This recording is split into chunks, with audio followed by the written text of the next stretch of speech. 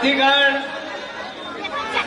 हमारी उपस्थित बहनें और आप सब, मैं आप सबसे आग्रह करता हूं जो मंच पे है उनसे भी और जो नीचे और सबसे पीछे खड़े हैं उनसे भी, जरा कमलनाथ जी के लिए जोरदार तालियों से उनका स्वागत करें। साथियों, मंच पर विराजित आदरणीय अलकानाथ जी, आदरणीय नकुलनाथ जी, आदरणीय उमंग सिंगार जी, आदरणीय प्रियानाथ जी, हमारे परिवार के गंगा तिवारी जी, दोनों जिला अध्यक्ष, सारे हमारे एमएलए, सुखदेव पांसे जी, हमारे महापौर जी, हमारे जिला पंचायत के अध्यक्ष जी, सभी सम्मानित यहाँ उपस्थित वरिष्ठजन, युवा कांग्रेस के नेतागण, एनएसयूआई के नेतागण, हमारी खासकर यहाँ उपस्थित बहनें, महिला कांग्रेस के अध्यक्ष जी, मंच पर विराजित वो सभी साथी जिनका मैंने नाम लिया, बहुत सम्मानित है, पर जिनका नाम मैं नहीं ले पा रहा हूं वो और भी सम्मानित है। मैं सबका स्वागत, सत्कार और अभिवादन करता हूं। आप सबका भी मैं अभिवादन करता हूं। साथियों, 2014 में नरेंद्र मोदी जी आए थे, देश ने बदलाव किया, उन्होंने जो बातें की उस पर विश्वास किया। 2023 इस साल की भारतीय जनता पार्टी का चुनाव हुआ, प्रदेश के लोगों ने उन्होंने भी जो कहा फिर से विश्वास किया।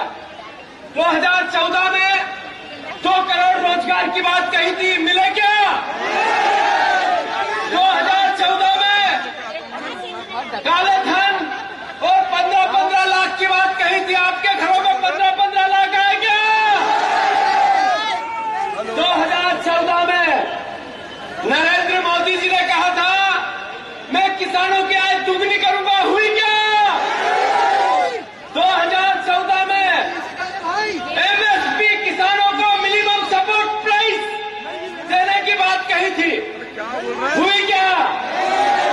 फिर 2023 के रिसेंट चुनाव हुए, शिवराज जी के नेतृत्व में हुए, हमारे नेता कमलनाथ जी थे, बहनों को कहा गया 3,000 रुपए देंगे, जैसे ही चुनाव हुआ मिले क्या? तो आप लोग चुप रहो, मैं बहनों से पूछ रहा हूं, 3,000 रुपए मिले क्या? हमारे किसानों को कहा, कमलनाथ जी ने कहा मैं 3,000 रुपया किसानों के गेहूं का दाम दो।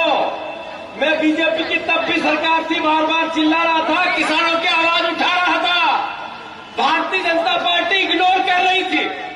फिर जब घोषणा पत्र आया, वचन पत्र आया, बीजेपी ने मैनिफेस्टो दिया, तो उन्होंने कहा 3100 रुपए धान के दाम देंगे, चुनाव बाद मिलने लगे क्या? जब 2700 रुपए गेहूं की बात की थी उन्होंने, नरेंद्र मोदी की गारंटी, 2700 रुपए गेहूं के दाम हुए क्या? 450 रुपए का गैस सिलेंडर मिलेगा, बीजेपी की सरकार ने चुनाव पहले कहा था।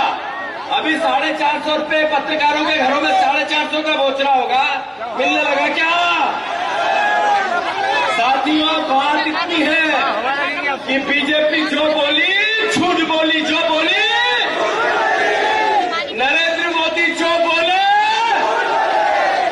बस एक बात ध्यान रखना, छिंदवाड़ा और कमलनाथ जी, अगर पूरे देश में, पूरे भारतवर्ष में, पूरे दुनिया में छिंदवाड़ा को अगर जाना जाता है, मैं ये नहीं कह रहा हूं कि उससे पहले छिंदवाड़ा की पहचान नहीं थी, पर पिछले 40-45 साल से एक परिवार का वो व्यक्ति जो अपने बच्चों के भविष्य के लिए घर बनाता है, एक परिवार का वो व्यक्ति मुखिया जो अपने बच्चों के भविष्य के लिए दुकान, मकान, जमीन जायदाद और संपत्ति इकट्ठी करता है, कमलनाथ जी ने छिंदवाड़ा के लिए उस परिवार के बाप जैसा काम किया जो अपने बच्चों के भविष्य के लिए तड़पता है।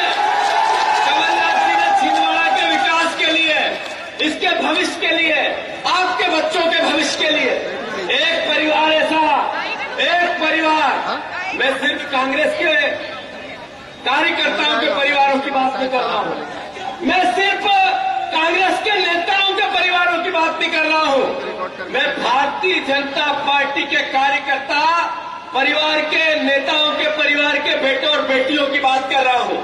कमलनाथ जी के दरवाजे पर वो भी गए होंगे तो कभी खाली हाथ नहीं लौटे होंगे। हमेशा छिंदवाड़ा को लेकर उनकी जीवितता, उनका समर्पण, उनका अपनात्व। हमारी 15 महीने की सरकार थी, हर महीने कैबिनेट होती थी और हर कैबिनेट में छिंदवाड़ा के लिए कुछ न कुछ होता था। ये थे कमलनाथ। साथियों, मैं अनुरोध करना चाहता हूं कि भारतीय जनता पार्टी ने जिस तरीके का कार्य व्यवहार किया, आप देखो अभी electoral bond Bharatiya Janata party ने ईडी भेजी, गिरफ्तार किया, मुकदमे लगाए और 100 करोड़ रुपया उसी कंपनियों से चंदा ले लिया। भारतीय जनता पार्टी ने चंदा दिया, प्रोजेक्ट दिए और उन्हीं कंपनियों से फिर से करोड़ों रुपए बॉन्ड में चंदा ले लिया। जो नरेंद्र मोदी ये कहते थे मेरे ना कोई आगे है न कोई मेरे पीछे है, न खाऊंगा न खाने दूंगा। पता चला कहते थे स्विस बैंक की मेरे पास लिस्ट है, काला धन लाऊंगा, अरबों रुपए लाऊंगा। जब स्विस बैंक की लिस्ट आएगी तो सबके घरों में 15-15 लाख को मुफ्त में पहुंच जाएगा। कहते थे कि नहीं कहते थे? अरे कहते थे कि नहीं कहते थे? स्विस बैंक की लिस्ट नहीं आई, लिस्ट आई एसबीआई की। उसमें सारा काला धन सफेद होके भारतीय जनता पार्टी के खातों में निकला। दोस्तों, कांग्रेस की ईमानदारी पर यह प्रश्न चिन्ह नहीं लगा सके। मैं आप सबको बताना चाहता हूं, मैं आप सबको कहना चाहता हूं कि कांग्रेस के कार्यकर्ता के मुंह में जबान रहनी चाहिए। हम हैं वो जिन्होंने देश को आजाद कराया, हमारे ये विचार है वो जिसने देश की उन्नति के लिए शहादत दी, हमारा ये विचार है वो जो लोकतंत्र को मजबूत और ताकतवर बनाने में फिर शहादत देनी पड़ी तो पीछे नहीं रहेगा। साथियों, भारतीय जनता पार्टी का एक सांसद कहता है, मैं खासकर आदिवासी भाइयों को बताना चाहता हूं, भारतीय जनता पार्टी का एक सांसद कहता है कि 400 सीटें चाहिए। किस लिए चाहिए? इसलिए कि संविधान बदलना है। क्या बदलना है? साथियों, आपके बच्चों के आरक्षण पर, आपके भविष्य के जो कांग्रेस पार्टी की मूल भावना है समानता के अधिकार पर भारतीय जनता पार्टी वार करना चाहती है। मैं अनुरोध करना चाहता हूं आप सबसे, मैं आप सबसे अनुरोध करना चाहता हूं कि जब तक आप एकजुटता से एक मत होकर कांग्रेस पार्टी को ताकत नहीं देंगे, तब तक छिंदवाड़ा की सीट कांग्रेस की झोली में नहीं डालोगे, तब तक कोई पीछा मत छोड़ना। मैं अनुरोध करना चाहता हूं सभी परिवार के साथियों से कि भारतीय जनता पार्टी ने एक अभियान चलाया है कांग्रेस के कार्यकर्ताओं को और कांग्रेस के नेताओं को भारतीय जनता पार्टी में ज्वाइन कराने का। भाजपा में कौन जा रहा पता है आपको? जो छिंदवाड़ा के लोग गए, मैं सबको नहीं जानता हूं, न उनके काम धंधे को जानता हूं। मैं उन सब अभिभावक से अनुरोध करता हूं जिसका रेता का काम होगा, जिसका ट्रांसपोर्ट का काम होगा, जिसकी बसें होगी, जिसका अवैध काम होगा, जिस पर पुलिस से कोई किसी प्रकार की प्रशासन की कार्रवाई होने का डर होगा, ऐसे ही लोग बीजेपी में गए। सही कह रहा हूं गलत? अरे सही है कि गलत? जो लोग सत्ता हमारे पास थी तो कमलनाथ जी के कंधों पर बैठकर अरबपति बन गए।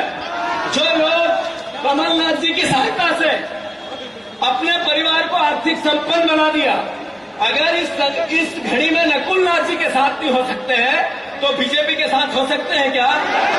जब बदलेगा समय तो ये भारतीय जनता पार्टी की जो प्रत्याशी है, जिनके चरित्र की भावना पूरा छिंदवाड़ा जानता है कि नहीं जानता है? उनके कारनामा को पूरा छिंदवाड़ा जानता है कि नहीं जानता है? कुछ लोग कमलनाथ जी पर अलग अलग तरह से वार करके नेता बनना चाहते हैं, कुछ लोग कमलनाथ जी को चुनौती देकर बुढ़े बनना चाहते हैं। पर खजूर के पेड़ जैसे कोई भी बड़ा हो जाए, न छांव देगा न फल देगा, बरगद का पेड़ ही बड़ा होता है, कमलनाथ जी ही बड़े हैं। अभी कुछ समय पहले भारतीय जनता पार्टी ने एक षड्यंत्र रचा, एक कॉन्स्पिरेसी रची और अफवाहें उड़ाई। जब मेरी कमलनाथ जी से बात हुई, मैंने बयान दिया था भोपाल में, आप लोगों ने सुना था। अरे मैंने मीडिया से बात की थी, छिंदवाड़ा के साथियों को बात पता चली नहीं चली। वो बात मुझे कमलनाथ जी ने कहा था, जीतू मीडिया की ट्रांसपेरेंसी है, जाओ मीडिया से बात करो और बताओ कि मैं इंदिरा गांधी का तीसरा पुत्र हूँ, गांधी परिवार का साथ छोड़ ही नहीं सकता। तब मैंने मीडिया से बात की और ये एहसास कराया भारतीय जनता पार्टी को। अच्छा, एक बात और मैं आपसे करना चाहता हूँ। मैंने ग्वालियर में भी कमलनाथ जी ये बात कही थी कि पिछले 5 साल में जब कमलनाथ जी अध्यक्ष से हमारी सरकार बनी और वापस गिरी, तब 57 कांग्रेस के विधायक लेवल के नेता और जिला अध्यक्ष बीजेपी में गए थे। उसके बाद मैंने उनकी लिस्ट निकाली अभी 1 महीने पहले।